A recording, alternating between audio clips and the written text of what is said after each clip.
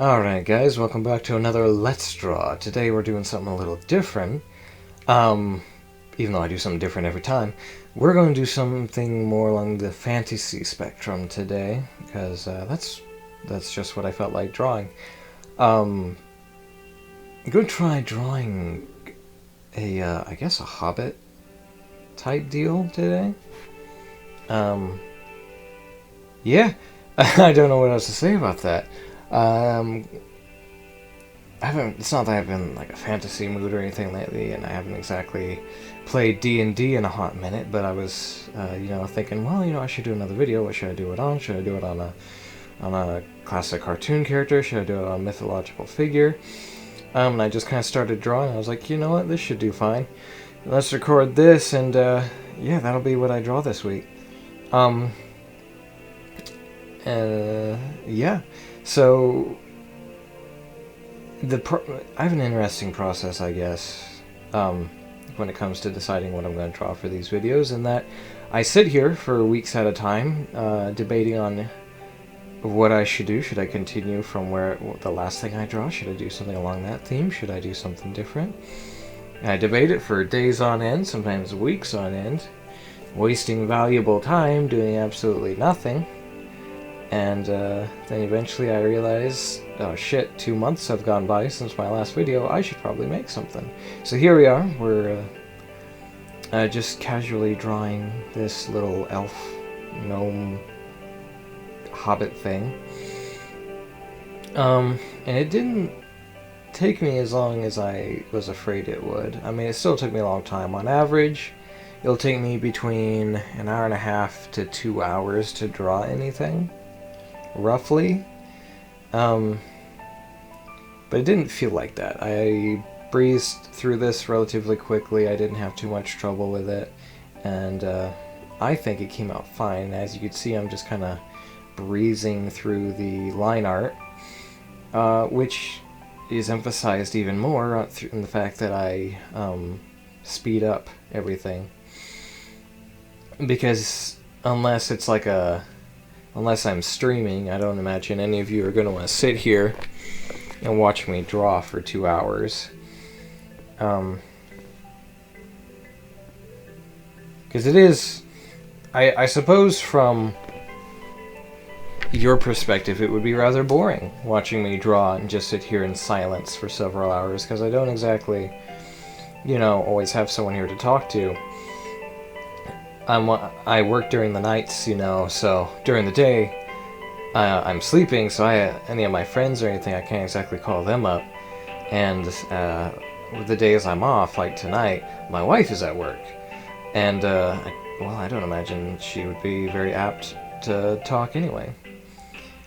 So yeah, even then, streaming would just kind of be a boring experience. You'd just be sitting there, and I would just be drawing casually, trying to keep up conversation like this, because even just talking now is difficult for me to talk about the process. And I've said this before, I don't like being watched as I'm drawing. This is different because, I've already drawn it, and I've recorded it, and I'm adding the audio afterward. So you watching this, on YouTube or whatever, that's different from as if, I was drawing this in real time and you were there and judging me in person. It's quite a different experience altogether, I'd say. But this way, I'm more secure. I feel more secure about my art, I suppose. Not that I'm actually worried about that too much, but it is just easier for me. Because even, watching my own art, watching myself draw, if that makes sense, there's a lot of judgment. Especially with the foot, that I suppose the right foot there. It reminds me of that one weird cursed image of the meat foot that someone made out of minced beef, and they use onion for the toenails. That's kind of what that foot reminds me of. I'm not super stoked about how the hands came out, but I never am. I'm never happy with the hands. Hands and feet, my biggest issues. They always have been, probably always will be. It's not that I don't like drawing hands and feet, it's just I'm not particularly good at it, in my own less than professional opinion. You think I would be after all this time, but I'm not. I mean, this, coming back to the piece itself, this is the most exciting piece I've ever drawn.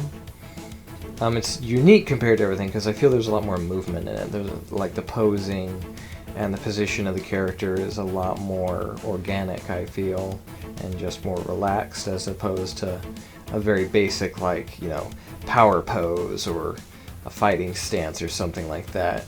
I think the most exotic pose I've drawn since this was probably the first one I did, which was the Spider-Man, like a year ago.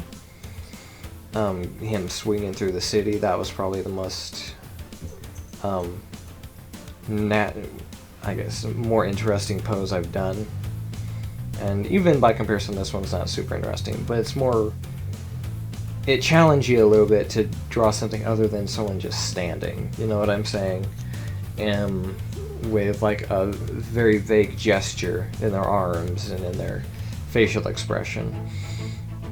So drawing characters in more fluid motion poses, I think, is more interesting. And again, you know, you're probably thinking, oh, Alex, or Alistair, this person's just sitting. That's not exactly a very interesting pose. And that's true, but again, it's different. It's something different. I have to move the body in different ways, and I have to get out of my comfort zone of the very basic, like poses and stuff. You know, I gotta adjust the arms in this way, I gotta adjust the legs in this way. You know, what are we doing with the lips? How is the head tilt and the shoulders and everything? And arguably, it's easier for me to draw stuff like this because it's so out of the norm. I don't get bored as easily, and there's excitement in it because I'm seeing the vision in my mind come to life a little bit more because there's more movement, there's more that the body is doing, and so that's a bit more interesting, so I stay interested in the art piece itself. And we're getting the coloring done and adjusting the line art and all the coloration here, and I'm going to blend this all together. It's going to look a lot better here in a minute. What was I saying? Oh yeah, it's just more interesting when you see something in your mind and then it comes to fruition later on. And this didn't come out exactly the way I wanted. The proportions were a bit different because I just started drawing and I let myself just kind of do whatever.